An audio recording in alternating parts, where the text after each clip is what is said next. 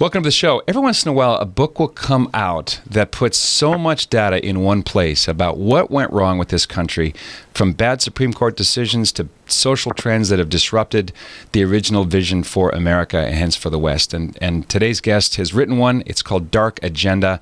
His name is David Horowitz, and he's here on The Patrick Coffin Show. Coming up straight ahead.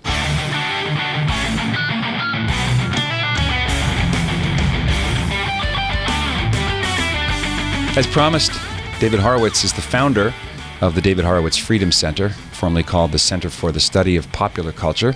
He's also the author of many books, including Hating Whitey, Unholy Alliance, Radical Islam and the American Left. His latest book, as I mentioned, is called Dark Agenda, The War to Destroy Christian America. It takes an agnostic Jew, right, David, to point out what's going on with Christian America. Former radical. Yeah, let's start with you. Berkeley, red diaper doper baby, son of a communist. I didn't do dope in the 60s. You didn't? That would mess with my Marxist mind. I was afraid of it. You didn't even inhale? No. Yeah, my parents were card-carrying communists. So I know they were part of a vast conspiracy to overthrow our government and help the Russians to win Stalin actually to win the Cold War. I was one of the founders of the New Left. I was the editor of one of its earliest magazines, came out in 1960, Root and Branch, and then Ramparts, which was the biggest magazine of the New Left. And I got off the leftist train when I had raised a lot of money to buy a church for the Black Panther Party to turn into a school. And they murdered the woman who did the books, who I recruited to do the bookkeeping for the school. And that happened at the same time that the United States was forced out of Vietnam by the so-called anti-war left. And when the communists proceeded to kill 2.5 million people in Indochina, there were no protests. The left never cared about blacks. It never cared about, this is what I realized, never cared about the Vietnamese. It was all about power. The Vietnam War was lost in the living rooms, right? Through the media depiction and the constant showing of American bodies and just sort of wore down the public. Treacherous media, and putting the body counts on the front page every day. It's hard to win a war. Obama got 200,000 Christians slaughtered. He never lifted a finger to help them until the remnants were isolated on a mountaintop, and he was shamed into it. There was no reporting of that as it was happening. And to this day, who associates Obama with the deaths of it was the elimination of the oldest Christian community in the world. The Temple of Mosul, which ISIS had conquered the city of Mosul, had Sunday sermons continuously since the time of St. Paul. It's all gone now. That genocide is on Obama's head, but you would never know it unless you read, extremists like myself. Nut bar extremists, right? Yeah, far rights. So the murder of the woman you recruited to help out the Black Panthers, that was sort of your difficult red pill? Was that the beginning of your kind of moral worldview conversion? I was shattered. I was clinically depressed for 7 years after that. And I had to rethink everything I had thought until then. And I had to re-examine. We had set out to destroy America without having any, left has no even reasonable ideas of what to do when they destroy the system, as you would know from reading the Green New Deal. Not a clue. But I had to reevaluate America. what we had said about. I mean, the one thing that I understood was that America has a way of trying to correct if it does bad things, if it, I hate to use the word mistakes, makes mistakes, whatever. There's always a re-examination. J. Edgar Hoover, for example, was once a hero, national folk hero, and his reputation is in tatters. So it's a system that, given that it's a human system, and can't redeem these things, at least makes corrections. The left never looks back on its crimes, never admits them. Was J. Edgar Hoover the reputation tarred and tattered because he was a hardliner against communism? Because all these allegations that he was a cross-dresser, that confuses me. I thought the left loved cross-dressers. What's the problem with him wearing a dress? The left has no principles. Its principle is destroy people who disagree with us. That's its principle. And he blackmailed people, I guess. Whatever. I'm just saying. Yeah. That there is a reappraisal often. Like a course correction. There is none on the left. So I saw the left was a very sinister movement. The second thing is relevant to this book, Dark Agenda, The War to Destroy Christian America, because I realized, because I had to rethink, we had this incredibly negative view of America, which has gotten even worse. We didn't use words like white supremacist, because even in the 60s, that would have been idiotic. Now it's just lunatic. It's lunatic. America's a white supremacist country. Mm-hmm. But we everything we said was negative. It's imperialist and killed all the Indians and on and on. So I thought, how can you, if you have this view of your own country, how can you support it? How can you keep a society going? And then it occurred to me, because I thought about it, these inalienable rights we have to life, liberty, and the pursuit of happiness, they're only inalienable. That is, they're only beyond the power of government to change, because government didn't bestow the rights. They were bestowed by God. I'm an agnostic, so it was an easy idea that you can't have inalienable rights. You can't have America without God. It was hard for an agnostic, to get to the next step. And then I realized, because I just don't know. I've never been touched by religious faith, although some people might say I've lived my life as though I have. And that's just, to see your actions as meaningful, to be responsible for them, and so forth. But I went to the next step, and that is, you can't have our democracy unless you either believe in God or have respect for the belief in God and respect people who believe in God. It's the only way. Mm-hmm.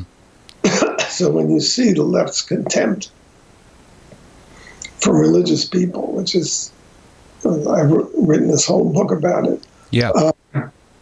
You understand that is a threat to America itself. It's like if you take the God piece out of the founding documents and out of the speeches in the first 200 years of presidents and what they say publicly, it's like a game of Jenga. I mean, the whole thing collapses if you take the under God part out of the whole system. Even if the whole nation is agnostic, that's not really... The secular model is not the one that people like Jefferson and Washington and Franklin had. It had to be a religious, moral people for the whole enterprise to work. That's your premise. And I deal with my late friend Christopher Hitchens, who's certainly the most entertaining of the atheists, boasting that this is a secular republic. Well, the reason it's secular is because it was created by Protestants, and they didn't want one sect. They didn't want a state church. Right. They were very democratic. And to come back to that, this country was created 90 8% of the people who settled America, the North American continent, and who created the United States of America, were Protestants, Protestant Christians, every one of them. Mm-hmm.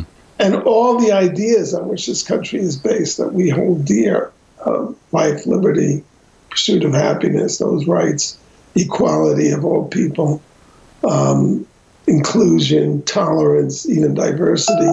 Mm-hmm. They're all Christian ideas. This country could only have been founded by Protestant Christians. There's 2% were Catholics. Yeah, there's only one Catholic signer, right? Charles Carroll. Catholics, super minority back then. And the interesting thing, I mean, I actually have not had this discussion with a living Catholic, but before the Protestant Reformation, you could only get to heaven by going through the Catholic Church and its priesthood. It was the true church. Mm-hmm. And to go back to my friend Christopher, Hitchens, as a typical of leftists, got everything upside down. He wrote a book, the subtitle of which is How Religion Poisons Everything. Yeah, God is not great, right? God is not great, how religion poisons, but it's actually people who poison religion. Right, it's a human institution. Mm-hmm. And the Catholic Church is a human institution. You can, I mean, as I say, I don't know how a living Catholic relates to that, but it means the church is fallible. Well, the church is made up of sinners, starting with me. That's for sure. We can Catholics with the Vatican. Yeah. Well, it gets complicated when you talk about individuals and bad popes, and I mean every baptized person is a sinner who's very flawed and fallible. What Catholics are want to distinguish is between the sinful imperfection of her members and the claims of Jesus Christ. That's what it comes down to.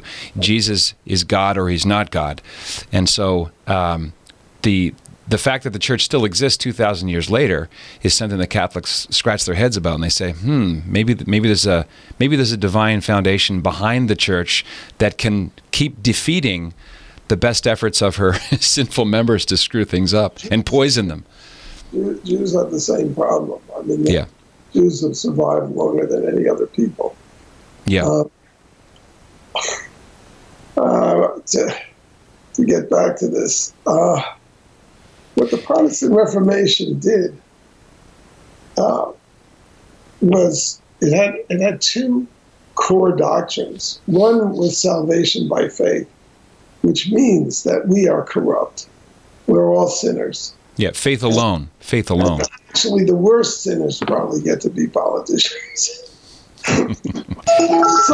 So the whole system of checks and balances comes out of this vision of human corruption, and the problem is people. The problem is not society, which is a fictional entity, and only, insofar as it's the collective of all of us, it just reflects who we are. The problem is us. Mm-hmm. That's very fundamental. It's a Judeo-Christian. It's a foundation of a Judeo-Christian belief. Although there are a lot of Christians, like followers of the communist Jim Wallace and his sojourners, who are just heretics. I mean, they don't. Mm-hmm. A lot of people make that mistake. They think that. Well, I'll get into that. I do in the book. Yeah, you do in the book. Yeah. Pelagian heresy. But the Protestants had this revolutionary idea, which I called the priesthood of all believers. The priesthood of all believers was their recognition that the church had been corrupted by human beings, and that every church would be corrupted by human beings or was potentially corrupted. And so the Protestant idea is that you confront God one-on-one with no intermediary of a priesthood or a church. And that's an incredibly egalitarian view, but it was coupled with the skepticism that of seeing people as the problem. So the founders, I mean, we have this remarkable system, which the Democrats are determined to destroy, where sovereignty is vested in the people. So we're a democracy. Mm-hmm. But there are all these checks and balances. You know, the Senate originally was appointed, and it's still undemocratic in that Wyoming, with 500,000 people, has as many senators as California, with 30 million.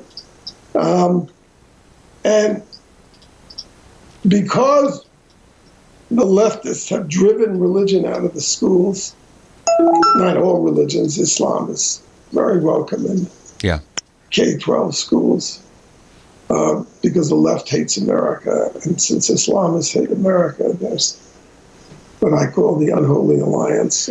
That's the common glue, right? That's why the far left and Islam have made a rapprochement?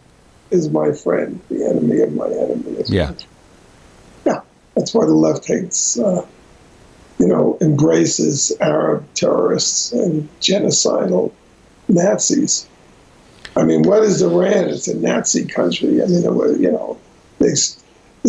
it's got all the hallmarks of it, and especially extermination of the Jews as the first order of business. Well, I guess. Well, that would take us far afield. Of course, yes.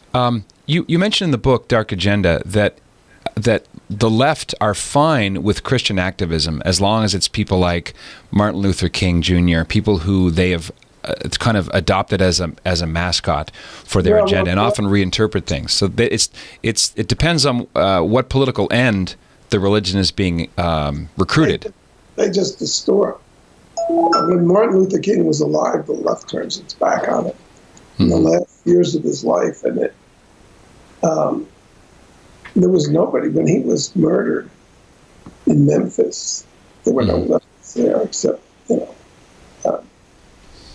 demagogues like Jesse Jackson. But there were no, the white left wasn't there. Mm-hmm. Mm-hmm. And they abandoned him. There's a book you might be interested in checking out called Catholic Republic, Why America Will Perish Without Rome. It's by Timothy Gordon. It's a new book. I've interviewed the guy. It's a very interesting thesis about how the framers and writers of the original documents borrowed heavily from the Catholic intellectual tradition, going back to Thomas Aquinas and Aristotle. I mean, it's, the DNA is Protestant, but a lot of the ideas were cobbled together from the Catholic tradition. I wish I had known about it. Yeah, well, I can hook you up like a fish. Can we turn to post World War II? Because as I look at the grand narrative that you lay out in Dark Agenda, it seems like after the Second World War, leading up to the sexual revolution, the spear point seems to be Supreme Court decisions that kind of softened the ground, and people like Madeleine Murray O'Hair and the Engel Vitale decision. Maybe we can start there. Sure. Yeah, well, there's an actual liberal. I'm a Democrat. I mean, this guy is more liberal than the Democratic Party is a left-wing party. Mm-hmm. But he wrote a book about the Supreme Court called The Most Dangerous Branch. And let's remember the Supreme Court, what it is. It's 9 lawyers appointed for life by politicians. Yep. How could that go wrong? Yeah. And it did. And it's where two streams meet. I mean, conservatives are always focused on the Woodrow Wilson progressive tradition, whereas the core of the left is Marxist. But these met in the Supreme Court in 1962 in a case that was called Vitale versus Engel. Engel was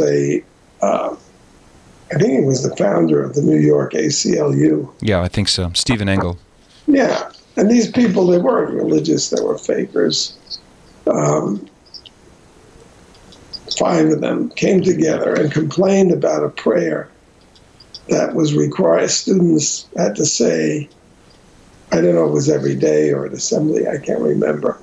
But it was a completely non-denominational. It was Almighty God, thank you for protecting us, our country, our parents. Amen. about 23 thirds. And they claimed this violated the Establishment Clause of the First Amendment, which was ludicrous. The Establishment Clause is there to prevent the state from establishing one religion as the official religion. Mm-hmm. Saying an innocuous prayer like that does not establish a church. But I mean, this is where the rot began. But it was a 6-1 decision, and it overturned decisions by the state Supreme Court in New York. This was followed by another case the following year, brought by Madeleine Murray O'Hair. Again, with the ACLU is the sinister organization in all of this. It was founded by communists and fellow travelers. It's always. It was that Nat Hentorf wrote a book called "Free Speech for Thee, but Not for Me." Mm-hmm. Mm-hmm. May he rest in peace. But not for thee, which is the left's attitude towards all of our rights. They defend them when it's their skin, but not other people's. But Madeleine Murray O'Hair brought this suit, and it eliminated Bible readings in the schools under the same spurious claim that would establish the state religion, which it would not. And she was a crackpot. She was an anti-American crackpot. Right before she launched her school campaign, she went to Europe with her sons to defect to the Soviet Union. Most people do not. I was surprised. I'd never heard that before. And the Soviets had the good sense to not let a crazy person who's unstable into their country. The Soviets rejected her because they saw she was a nut, and she was a liar. She blamed Christians for the death of her father when she was the cause. I described some of her colorful lunacies in the book. And she regarded the United States, we know this because her son eventually converted to Christianity. Mm-hmm. That William, I think. Yeah. And she regarded it as a gulag, a slave labor camp, the United States of America, run by Jewish bankers in New York. And she was an anti-Semite, she was anti-American, and she was crazy. But whereas the Kremlin saw that she was crazy and rejected her, the Supreme Court made her views law. And what that's done is school children who go through public schools cannot be taught, it can't be mentioned that the Pilgrims were Christians and that they were escaping religious persecution, which is why the First Amendment is the Religious Liberty Amendment. Right. It's the one under direct assault by the Obama left, if I can use that phrase. Mm-hmm. Obama was the most biblically hostile president in our history. And just a vindictive bully is what he was. And it continues today. I mean, why is Chick-Fil-a being banned from airports by leftists? Why is only CNN shown in airports? Yeah, well, yeah, but this is more specific. Why is Chick-fil-A banned? It's not because they serve bad chicken. It's because their charitable arm gives money to nonprofits that promote Christian ideas. Yeah. It's a part of a vicious campaign, which is being led by the LGBTQIA community these days.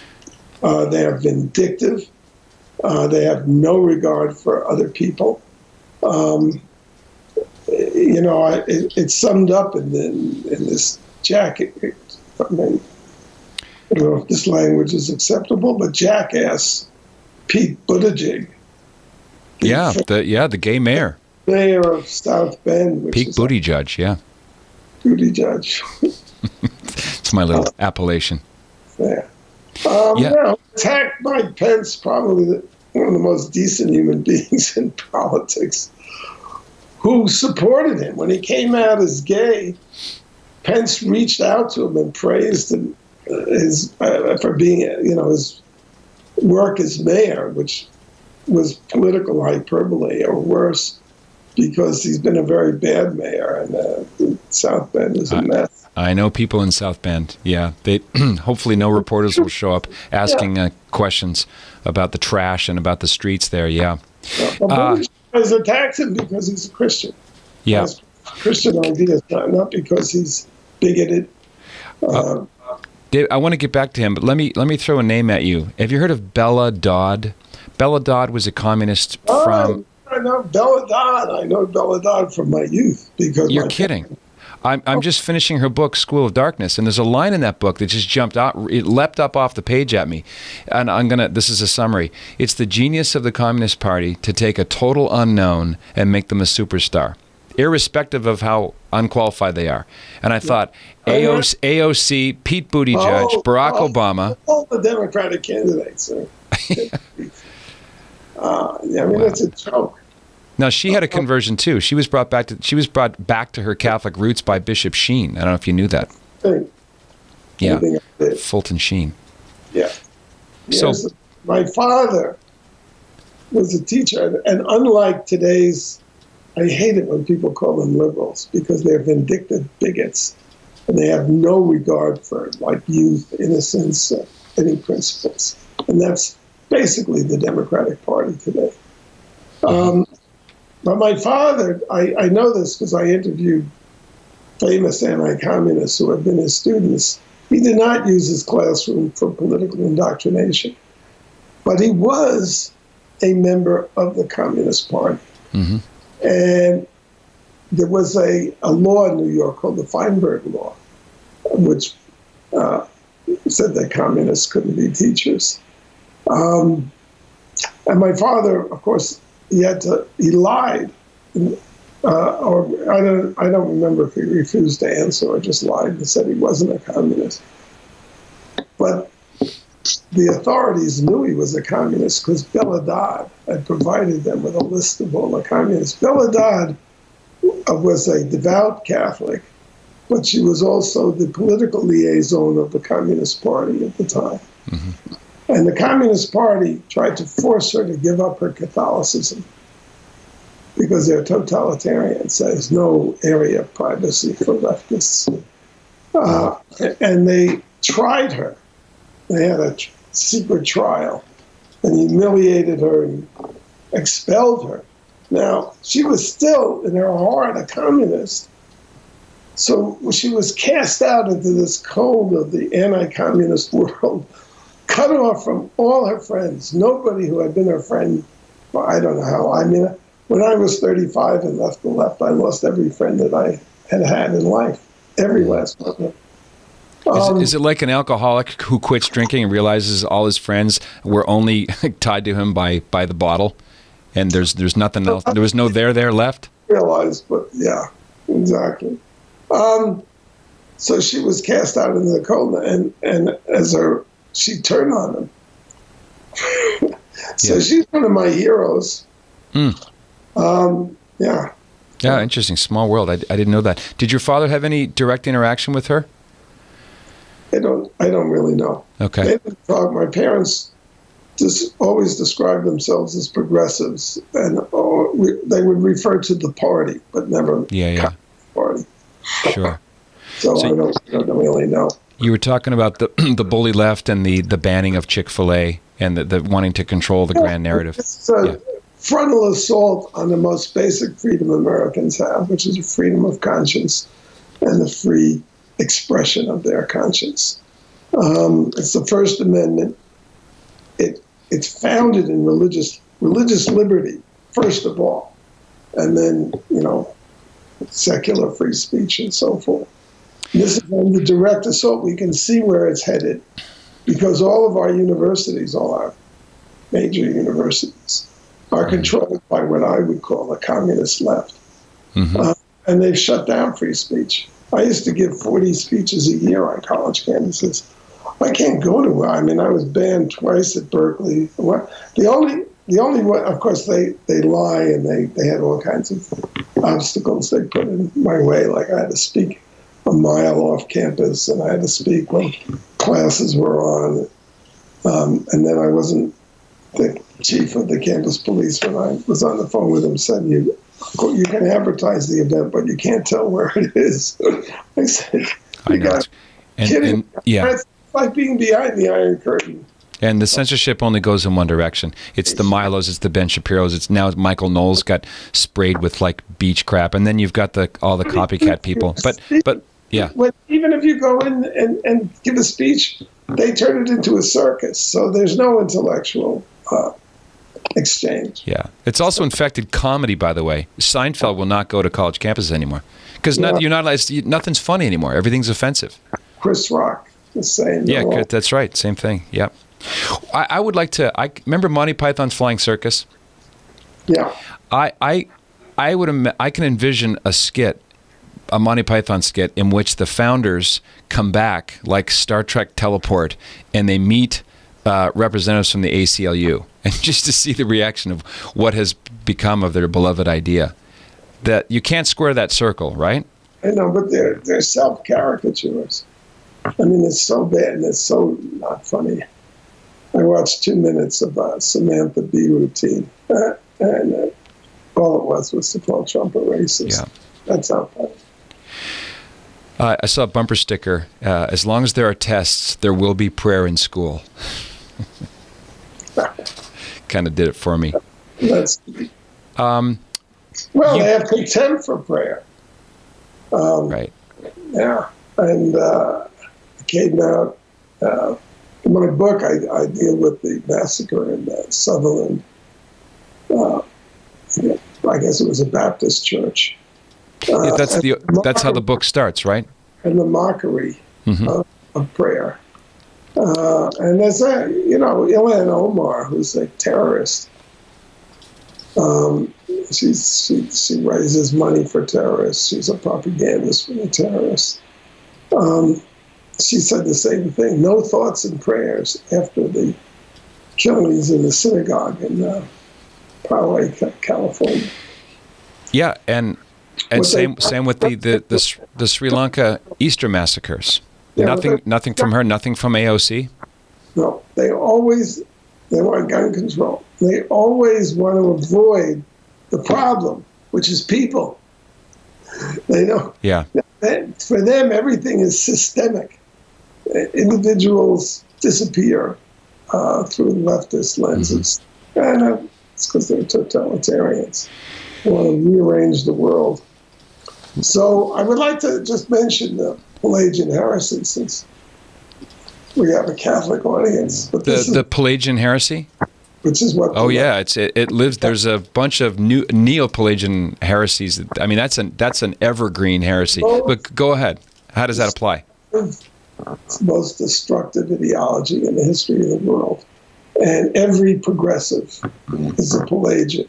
Pelagius was a monk who lived in the 4th century, and he believed that sin was against human nature, so that if people were true to their nature, their true nature, they would be good Catholics, and they would establish the kingdom of heaven on earth. It would be, of course, no, to use modern terms, no racism, no sexism, no homophobia, no poverty. Right. Just total heaven on earth, utopia. Earth. And of course, for Jews and Christians who take to heart the first chapters of Genesis, God put an angel with a flaming sword at the entrance to Eden, because we had a paradise that was much better than social justice or communism.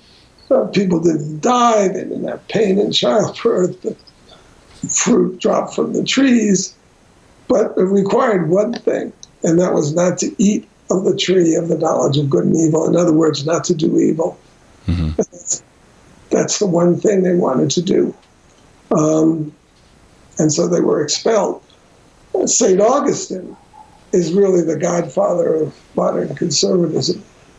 Because St. Augustine said, and he got Pelagius expelled from the Catholic community for his heresy. Of course, that we all share in Adam's original sin. Mm-hmm.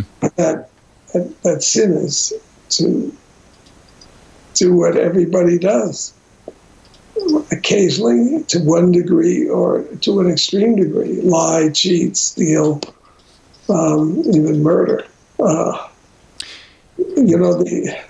These police shows they have, Discovery Channel and so forth. They're actually all over the great lessons in how evil people are. Mm-hmm. People are capable of acts of great goodness, great kindness, but they're also monsters. People have that capacity. So once you understand that, then you distrust the popular electorate, unlike Elizabeth Warren, who's a Harvard professor, which shows what a descent Harvard has suffered in the last 50 years. She thinks that the founders are, one person, one vote is democracy. Mm-hmm. That's not our democracy. That's not the way the founders saw it. But once you understand that the corruption is in us, then you have to be distrustful of these so-called revolutionaries. Mm-hmm. They want to rearrange the planet and do it by force. Ocasio-Cortez is nobody seems to have noticed this, but when they ask her how you're going to pay for it, how you're going to get rid of 250 or 300 million gasoline cars in 10 years, she always refers to, the wartime mobilization, that's the model. Yeah, that's when they put thousands of Japanese into internment camps. Yeah, who's going to go in the camps this time? Martial law, do we? These are totalitarians. These are dangerous people, very dangerous. Some of them are just stupid. Well, isn't that just? It sounds like you're proving the statement by Solzhenitsyn that the battle between good and evil is not us versus them. It goes down through the human heart. It's us. The Greek word for sin is hamartia, which is it's a term drawn from archery. It means to miss the mark. You're aiming for something and you miss it, so you've sinned. And that's an individual. That's not a systemic thing. That's a personal thing. And that's your point, right? The left doesn't want to make it into the sins of a man or a woman, or even mistakes. It has to be the system, the grand completely erased. Completely erased. And you saw a kind of morality play about this in the Kavanaugh hearings. All the scrutiny was on him. Nothing on her. The Republicans didn't even have the spine to cross-examine her. They turned it over to a woman. Yeah. But she exposed herself as a liar, and not on peripheral issues, but central ones. She said she couldn't testify at first to the committee because she was afraid of flying. And she, under oath, admitted that she flew all over the South Pacific for her sports. She said she had 2 doors. She had cut 2 doors into her house because the trauma of this incident that never happened was so great that she was claustrophobic. Right. But records of her applications for it show that she needed a second door for a rental unit. These are big lies. Yeah, you can see what focus the left puts on the Supreme Court nominees, because they know what's at stake. Because if they can keep getting unelected lawyers with black robes to doing their bidding, they can overturn what the population wants. And you point out in the book, David, that most Americans are not happy with this Angelo Vitale, Madeleine Marie O'Hare stuff. Most Americans support the return of prayer in schools as not threatening this church and state idea. Roe v. Wade is another one, and just a completely concocted. Roe v. Wade? Yeah, atrocious. Yeah. Tell us about Sarah Weddington, because you give some backstory to Roe v. Wade. But they manipulated the Roe. Yeah, Norma Corby. Yeah. Was a very, she was 19. She had 2 children by different husbands who were not with her. She was sexually confused, drugs. They picked her up, and she was desperate. She was pregnant again, and she wanted an abortion. And this Weddington had an abortion. They were in Texas, right across the border. Mm-hmm.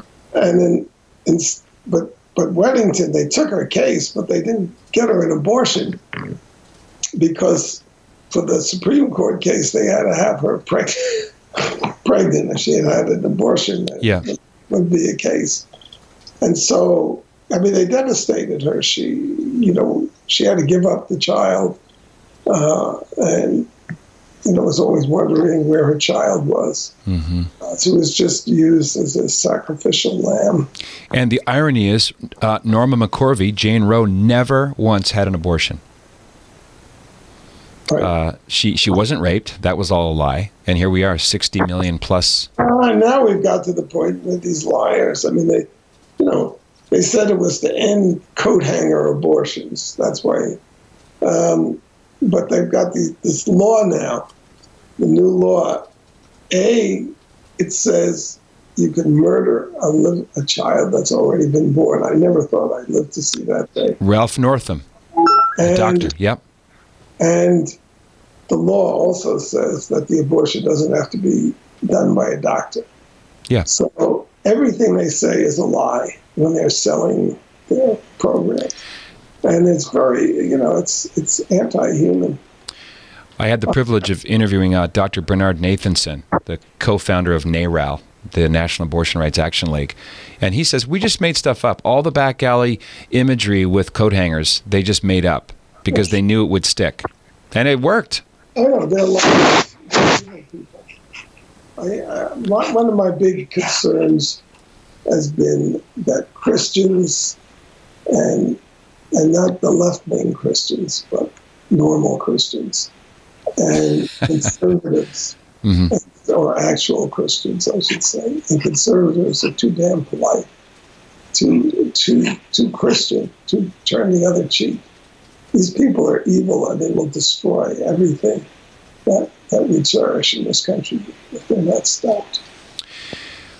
I think the fact that you're not a practicing Jew, you're not a man of faith, at least at this point, gives your perspective. It's like you don't have a personal dog in the race. You're looking at it as data, as an observer. I appreciate, as an American who enjoys these freedoms, where they come from. I got to respect where they came from. None of us knows if we're right or wrong in many, many issues. So respect is really important for people that disagree with you. It's an exercise in humility, which I think is also what prayer is. I mean, the first thing, if you pray, is it's a humbling experience. Mm-hmm.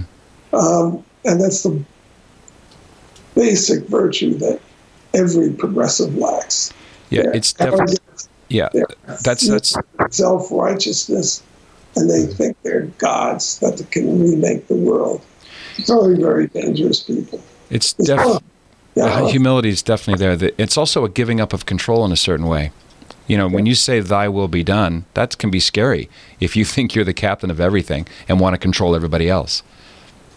It's interesting because when I was in elementary school, there still was prayer in the schools. I'm that old.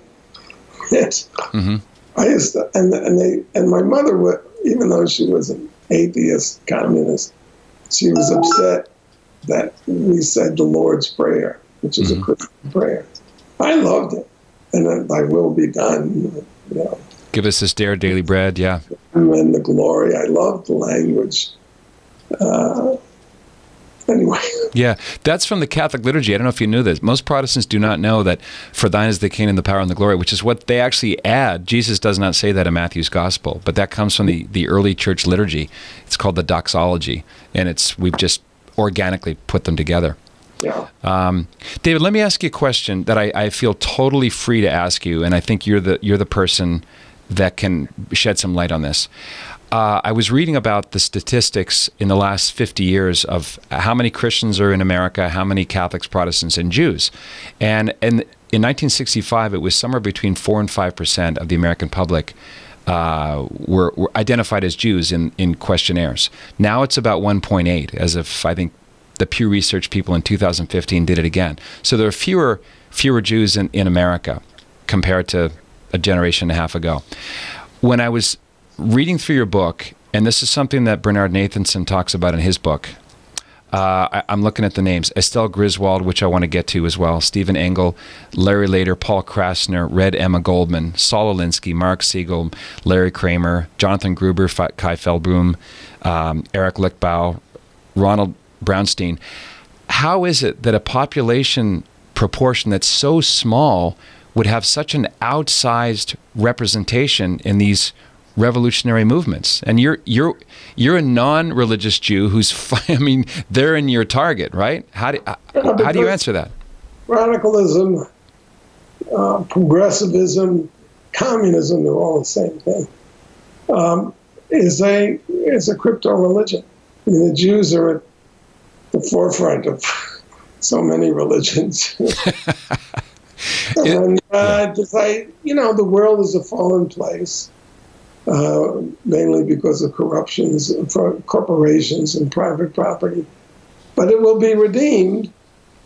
And guess who the redeemers are? It's we radicals. It's an intoxicating brew. And you remember that, what does the serpent in the garden say to Adam and Eve? Yeah, if you eat of that tree, you shall be as God. Mm-hmm. And that's why they're so damn dangerous and seductive. They're very seductive. The thing that gets me, I mean, the Jews, just complain about, whether it's gays or transgendered or whatever. They call themselves marginalized people, as though somebody is marginalizing them. Look at the Jews, the 1%. Yeah. And it's been that way forever. Being something there. Being a minority. I mean, of course, being gay is abnormal in the sense that it's a minority. The normal human being is heterosexual. It's not a moral judgment, it's just a fact. But Jews don't complain about being 1%. Actually, they're a little overly proud of it. You notice how the radicals that you list in your book love to demonize what is normal. And a good example is, as a married man with a family, I'm a cisgender. I'm a heteronormative cisgender. Like I'm bad. But if I was non-binary, it would be like I have superpowers. So it's very Nietzsche. The values get inverted. Can we linger? Can we linger for a moment on Griswold versus Connecticut? Because that's the first domino that led to all kinds of problems, starting with Roe v. Wade and this right to privacy, which was a bad law. Or, I think it was a bad law in Connecticut that basically banned contraceptives. Couldn't sell them, couldn't advertise. And she was a Planned Parenthood director, Estelle Griswold. And of course, that police could go into your house and looking for contraceptives in your bedroom. And it was in the state of Connecticut, and the Catholic Church was very powerful in Connecticut in those days, and blocked efforts to change the law. So the Planned Parenthood lawyers devised a phony, or as we say these days, fake right in the Constitution to privacy. It doesn't exist, and it requires a tortured logic to extract it from the penumbras. Yeah, the mystical, magical penumbra. That's the glow around the moon, right, during a solar eclipse. William O. Douglas emanations and penumbras. Emanations, yeah. So instead of doing the democratic thing, which would be to try to persuade people so you get a majority in the legislature, and just do away. I mean, if a law has been put in place, it can be told, you just get another law. Or you could pass a law to protect privacy, so you can't go into people's bedrooms looking for contraceptives. I don't know. And instead, they made it a right. And this is what was used for Roe v. Wade. The whole basis of Roe v. Wade decision is this non-existent right to privacy. And as Rehnquist said in his dissent, there's nothing private about an abortion, is there? It's a mother, a doctor, and the unmentionable, the unborn child. So this was a complete travesty. But of course, if you say that now, you're a sexist, I guess, is what you... Right. Well, I say it. I wrote a book about it. And one of the ironies, and you mentioned a lot of ironies in Dark Agenda, is that the laws that were overturned by Griswold were called the Comstock Laws. They were started in 1879 by a Protestant named Anthony Comstock. So this is not a Catholic sectarian thing, although the bishops were certainly behind it. This is something that no Christian before 1930 thought contraception was a good idea. But now with the 60s beginning to rise up and really things fell apart. Can we go from 65 to today? This could be a 9-hour conversation. How has the election of Donald Trump been an unpredicted game changer across the board? I am.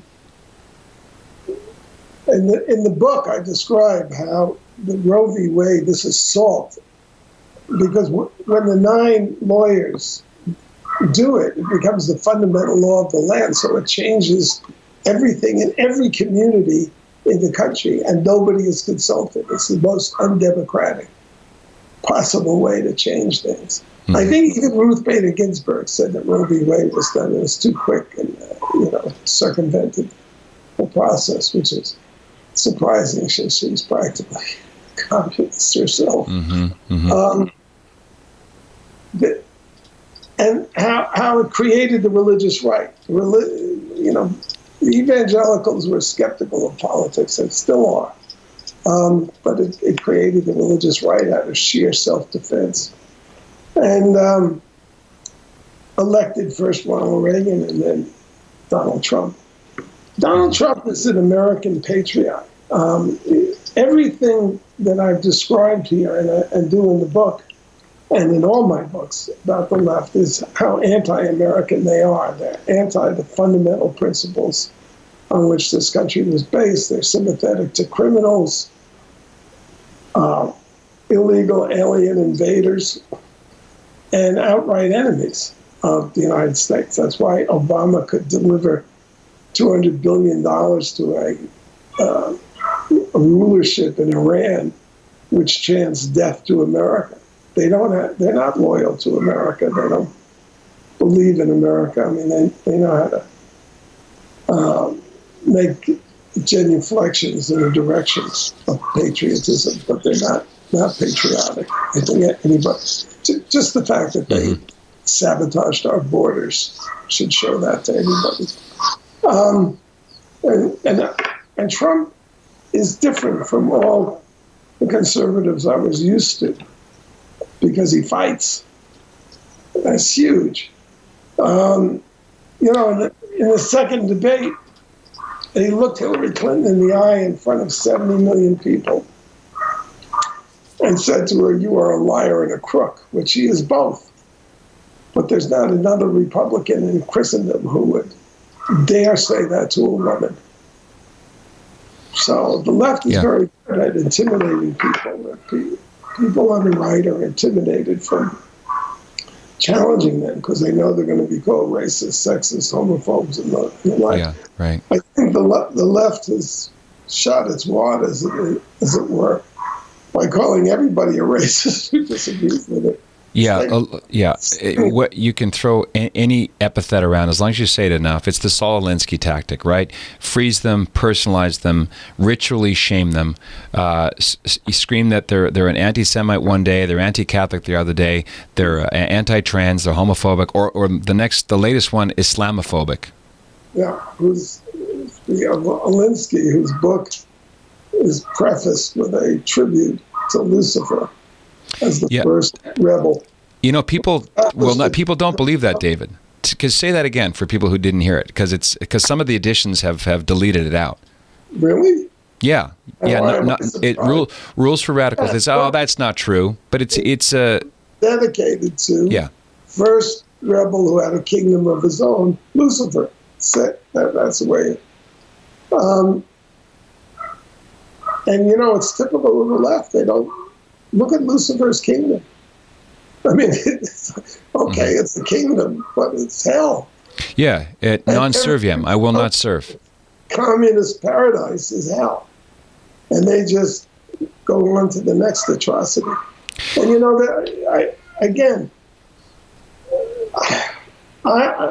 it's so frustrating for me to watch the news and watch our people talk, because one of the worst things. Well, first of all, in the book, I have a whole chapter devoted to the AIDS epidemic, where I wrote early articles on.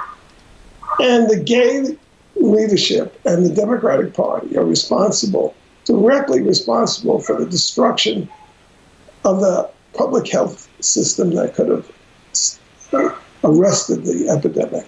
Mm-hmm. They sabotaged every practice that is used to fight epidemics, starting with testing. And spent $100 million putting out propaganda that AIDS is an equal opportunity virus. That was the slogan. $100 million. Mm-hmm. When it wasn't. No, it wasn't. Yeah. It never was an epidemic in the heterosexual community.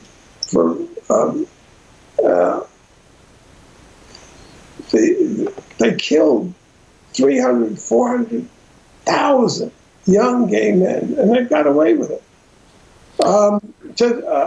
Another atrocity, which is not, so tragic, but it is in a way not so tragic, but is the student debt. Where did the student debt come from? It came because the leftists, got these Pell Grants. We had government guaranteed loans to students.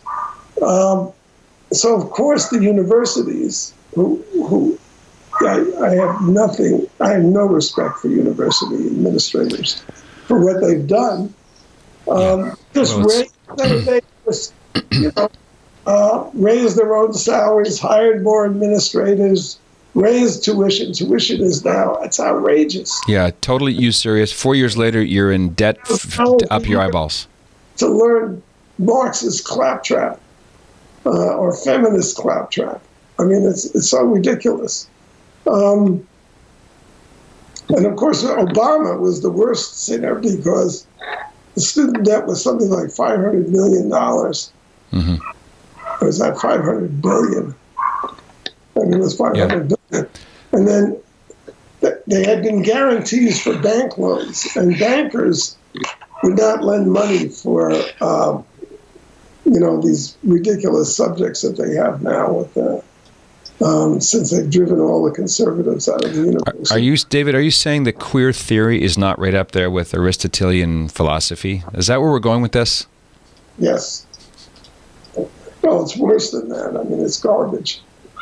Just let's do something that people, feminists there, every feminist course, every women's studies so-called course in the country begins with the idea that gender is socially constructed. In other words, it's created by society rather than having a biological basis. This is pure nonsense. And every neuroscience department in the university has the evidence that refutes it. But they go on and they dish it out to these kids. Right. Conspiracy. And now little kids now too. What do you do with a degree in feminist studies besides become a Democratic Party apparatchik? You run for Congress like AOC did. So the bankers said, with a degree in feminism, you can't pay back this loan. You won't be able to earn enough money to pay back the loan, so we're not going to grant it. Obama took that away, and it tripled the debt over the next 5 years.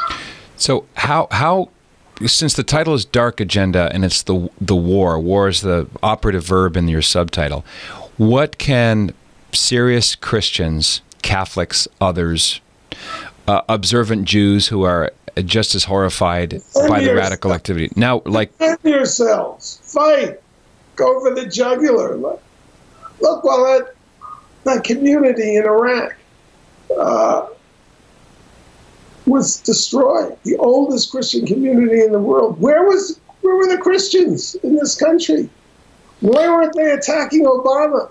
He betrayed every American who gave their life in Iraq to keep it out of the hands of the terrorists. When the terrorists came in, he did nothing, and there was no outcry. Yeah, why aren't there marches in the streets? Why aren't people banging on the doors of the White House or whatever?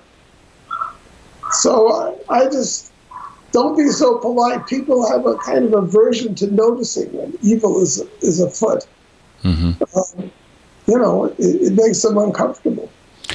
Well, that's one of the most oft-repeated phrases in the Bible. It's the first thing that John Paul II said in 1978 the day he was elected, "Be not afraid." So thank you for writing Dark Agenda, for not being afraid, for joining us. HorowitzFreedomCenter.org? Yeah, I think that's it. Okay. Someone else runs it, obviously. This book is available on Amazon. Yes. And you can get it off frontpagemag.com. I'm going to put a link to it as well at patrickcoffin.media. You're also on Twitter. That would be Horowitz39. Yeah. And David Horowitz, thanks for being on the show. Appreciate your time. Patrick. All right. I do want to mention that we're going to Germany. We're going to Bavaria. We're going to go to Dachau concentration camp. We're going to have Mass with the Carmelites overlooking the death camp. We're going to go to Regensburg. We're going to go to the church where little Joseph Ratzinger was baptized, and we're going to see the Oberammergau Passion Play. And we're going to go to Salzburg, Austria, where The Sound of Music was filmed. It's going to be, May 17th through the 25th, 2020. This is going to fill up, so we want you to join us. Father Willie Raymond of the Holy Cross Fathers is the spiritual director. It's going to be a once-in-a-lifetime. This is on a lot of people's bucket list. Hope you join us. patrickcoffin.media/pilgrimage. Thanks again, David. Thanks for being a gift.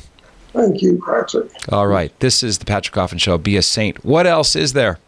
Hey, this is Patrick Coffin. If you like what you see and hear and you want to see and hear more, consider joining Coffin Nation as a full member. Just click right here and find out more about what that means. Nipsey, my fedora. That's Coffin Nation, the world's largest online community of culture builders. Click right here. See you on the inside.